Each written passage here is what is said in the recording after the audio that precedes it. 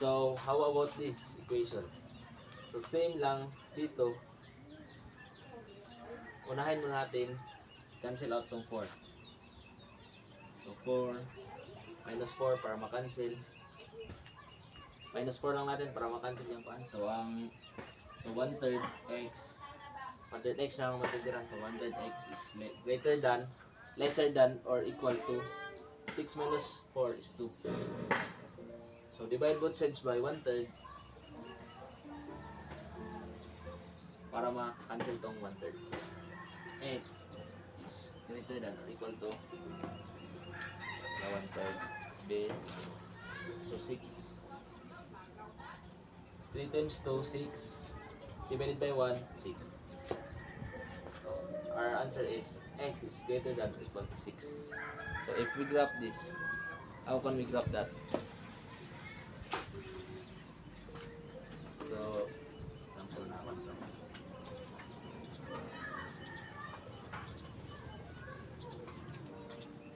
Sample that.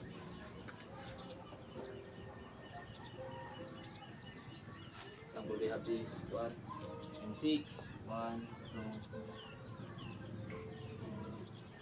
So, this is 6. So, nag-use man siya of greater than or equal. So, included. So, included ang 6. So, we shaded that part. So, dahil x is lesser than 6, so ang ating arrow ay punta doon. Then, pupunta doon. This is the negative infinity and positive infinity. So, our interval notation of this is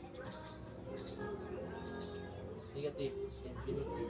So, remember, pag negative, pag infinity siya is we use parenthesis. And 6, because included ang 6, so we use brackets. Dahil included ang 6, we use brackets. So, this is our final answer. So, I hope you learned something and keep watching. Thank you for watching and God bless you.